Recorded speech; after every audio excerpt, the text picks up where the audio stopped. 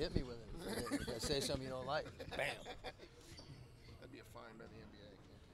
Yeah, we'd let you pass.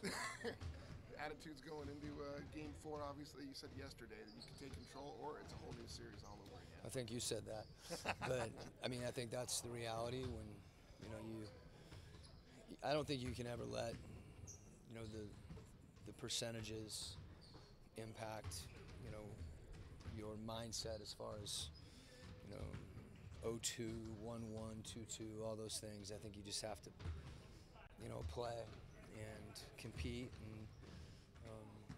if you play well, those things take care of themselves. If you don't, you're looking at a tougher road, and I don't think that we have to think about what was. We just have to think about the moment and what we need to do tonight to be successful. Hasn't been the goal, the philosophy this whole time to build something where anybody can beat you on any given night? Someone tries to take one player out, it doesn't matter. I think philosophically on a fundamental level, that's something that our players believe in. You kind of try to play to what your strengths are, and I think that's offensively, we don't have anyone that can just throw it to in the post and generate offense. We don't do that with Rudy. He has to roll and he has to get on the glass, but he can be really effective doing that and help make our team effective and find offense that way. And I think the same thing is true of Ricky or Joe, or even Donovan, less so than the other guys, where he's more of a guy that can be a catalyst and generate his own shots. But even Donovan, I think, knows that he wants to make the right play, and whatever we need to do to generate open shots, that's how we want to play. What are you guys telling Dante right now after having a couple turnovers good. late in game? Yeah, I'm telling him good job. Okay. Keep attacking, and I think for me with Dante and for our whole group, Dante's been through a lot.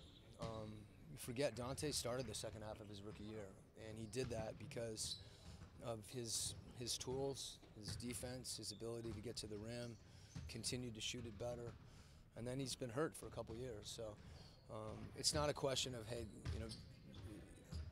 it's patience, but it's the right thing. I mean, he's out there competing, and you're going to make some mistakes, and no one's harder. I mean, I've been hard on Dante to have him compete every play, and when I see him doing that, I think if he makes a mistake, that's part of the process. He needs to look at it and how can I do this better, and that's what he's doing. And then really my job is to support him and give him confidence and help him stay aggressive. And as long as he's doing that, like I said, he's helped us this year.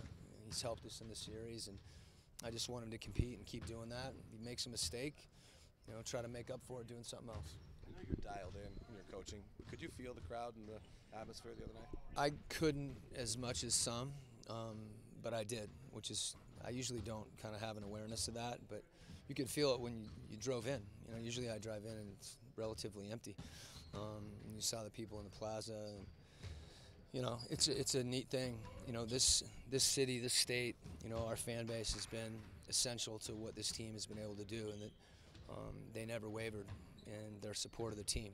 And I think the players appreciate that, and then when it goes to a level like it did the other night, it's unique. Is it harder to communicate with the team? I suppose you try to get Ricky over there, and he was, Sure, yeah. I think the guys are always going to react during games too, so the emotion of the game sometimes makes it even harder to get a guy's attention. But that's why we train all year, so that they can shut the coach out, and hopefully they know generally what we want to do. Our guys are great about talking to each other too, and timeouts and things like that, and you try to communicate non-verbally as well.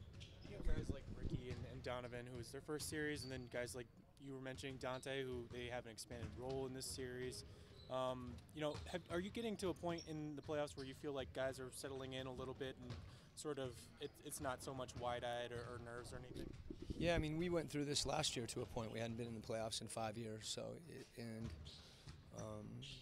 and I think you just grow. It's not so, maybe you can use it to your advantage with even being more urgent.